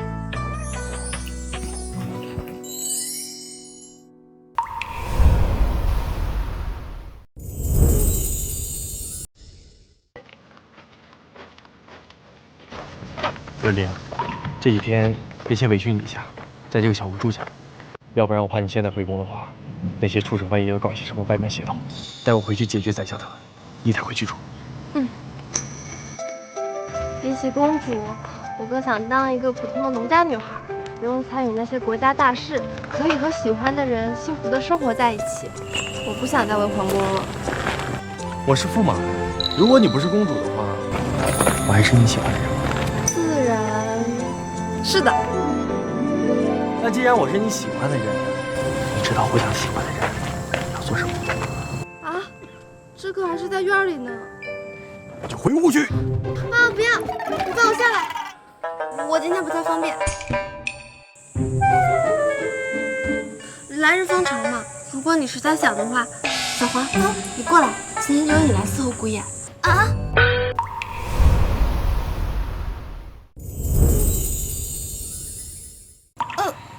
驸马，公主还未办理，驸马有需要，奴婢伺候你。这不太好啊。小黄她一直跟着我，如果我嫁出去了，她也算是我的通房丫鬟。你找她。是的，驸马，奴婢是公主的贴身丫鬟，也算是驸马的人。驸马想做什么都可以的。还送暖床丫鬟，这哪是古代呀，这简直是天堂。那我先离开。哎，走什么？一起学习啊？啊？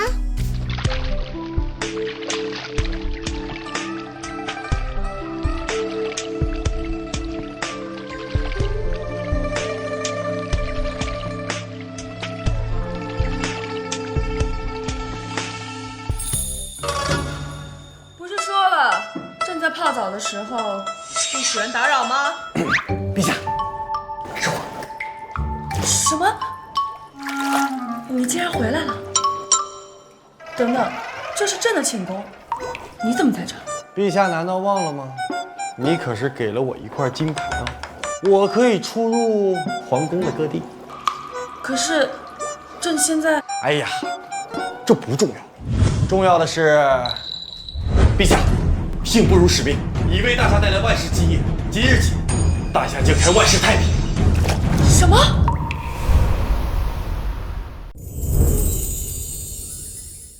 什么？你真的把神物带回来了？你能不能先出去？遵命。你干什么？这么热的天，跟你一起洗澡。放肆！这是朕的浴池，成何体统？我听说我不在这段时间，公主出嫁了。琉璃现在已经到吴国了吧？朕实在是无言再见了。那可是你妹妹，陛下真的能狠下心来？这岂是朕所愿？琉璃是在这世上唯一的亲人，可是5个大军已经陈立在边境，朕如果不答应他们，朕大夏该如何？朕的子女又当如何？陛下，你可能忘了我的身份，我是驸马。这公主已经不在了，我还有什么身份插手什么国家大事？你什么意思？陛下，你还没明白我是什么意思吗？神器我虽然带来了，但是公主没了，我不想干了，我要辞职了。反正我也不是什么驸马了，对吧？不做驸马那又如何？从今天起，你便是地夫。这也不是不行。陛下既然已经做了决定，那明天朝堂上，我便帮陛下肃清朝野，成为真正的皇帝。那朕便随了你的意。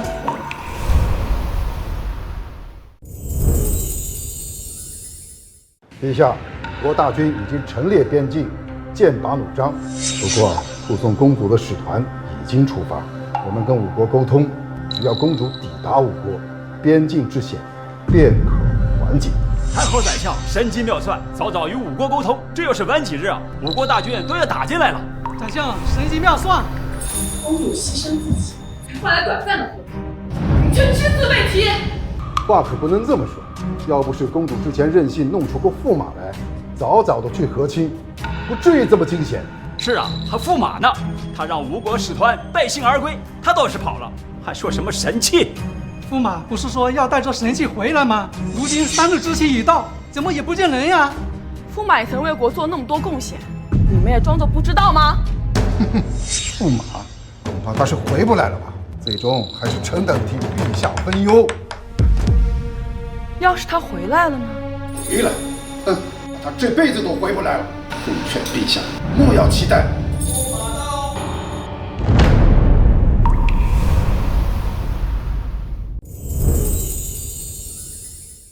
驸马到。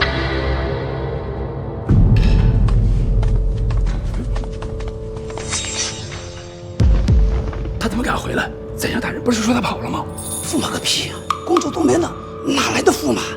夫人，我来了。回来就好。夫人，什么夫人？你是不是得了失心疯啊？这公主并未在朝堂之上，而且此刻大概公主已经在连城王子府上了。是呀，公主已经出嫁了。你现在的驸马的身份也是虚妄，还不速速退下？这朝堂之上是你该来的。谁告诉你们我的夫人是公主？不是公主。哼，你这小人，之前不是仗着公主的宠爱，胡言乱语，胡作非为。在这大殿之上，除了陛下，难道还有别的女眷不成？是呀，此人莫不是以为自己还是地夫不成？简直贻笑大方！陛下何其尊贵，不会看上你的乡野莽夫。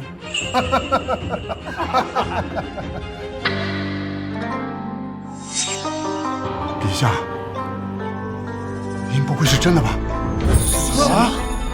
没错，朕已经决定纳齐云为地夫，从今天起，他就是我大夏后宫之主，封号逍遥王。啊！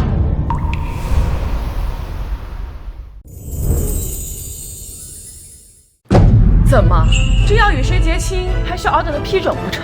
这大夏，到底你们是皇帝，还是我是皇帝？陛下，地夫之位，乃一人之下，万人之上，无论身世、学识、名望，都要众望所归之人才使然。而此人只不过是一个乡野草民，连个功名都未曾傍身，他怎么能坐上这个王位？是呀，凭什么？此人风光难以服众啊！凭什么？就凭我和你们不一样。我从始至终来到这里，就只有一个目标：为天地立心，为生民立命，为往圣继绝学，为万世开太平。我要这大夏老有所养，幼有所依，夜不闭户，路不拾遗，无不白之冤，无强加之罪。我要这大夏，哪怕是难民、贱民，也要面带微笑，充满气血。此等宏愿，闻所未闻。这是圣人之言。说谁不会说，大放厥词而已。宰相大人，这可不是一般人能说出来的。臣自愧不如，能有如此大志气。臣相信逍遥王定然是个为国为民的好王爷。恭贺逍遥王！恭贺逍遥王！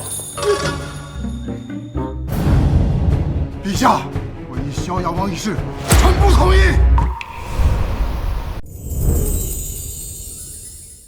之前是驸马，现在是逍遥王，你这是扰乱朝纲。这要是传出去，天下人如何看我大夏？是啊，这不妥，是不妥。老头，我知道你不同意的原因，不会是自己想当这个逍遥王吧？放肆！老朽18年纪了，当什么逍遥王？你休要在此胡言乱语！你是不想当，但你还有个儿子呢，王明远那可是想当的很呢。我儿想当又如何？他比你有资格，而且他有功名在身，如何当不了？王明远，他是个什么东西，也配当朕的逍遥王？陛下，谨言慎行，你这是在折辱老臣吗？怎么，宰相遥知朕的罪不成？陛下放心，他儿子就算有那个心，也没有那个机会了。我估计王明远现在孟婆汤都喝完了。你这什么意思啊？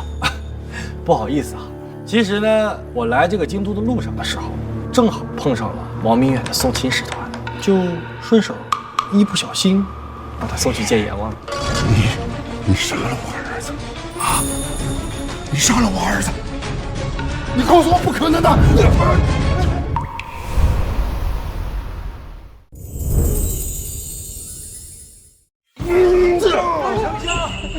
丞相，你个大王！我连你儿子都敢杀，我打你2下怎么了？你这个凶徒！你竟敢在这个神圣的大殿之上胡作非为！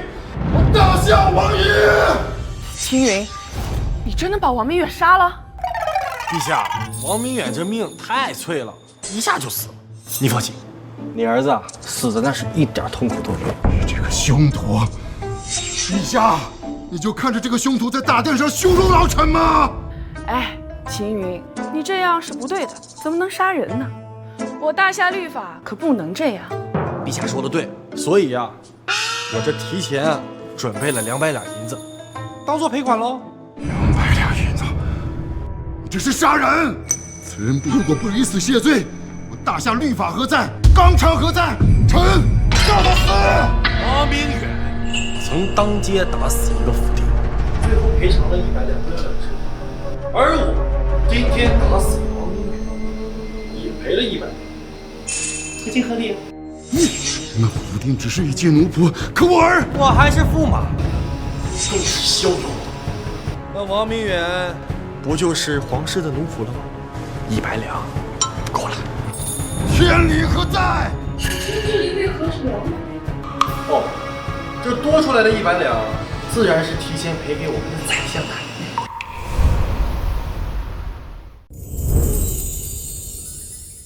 这是什么意思？当然是送老头上路。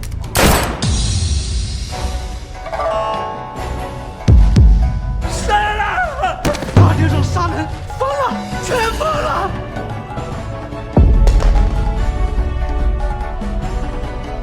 宰相大人，通敌脉脉，死得其所。陛下，我已带来足以抗衡我国的绝世神器，秦云请求出战，亲自带兵灭我国，扬我大夏国威。你竟然真的！陛下，我国不足为惧，非是不是。好，好，好，封秦云为御马将军，统帅3军，以战我国。臣遵命。真没想到，你竟然带回如此多生物。当然了，陛下可是承诺过不少东西，都还没兑现。我怎么能回去呢？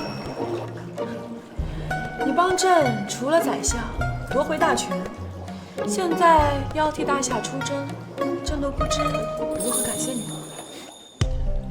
那不如我来告诉陛下怎么感谢我。国事当前，怎么能如此虚伪？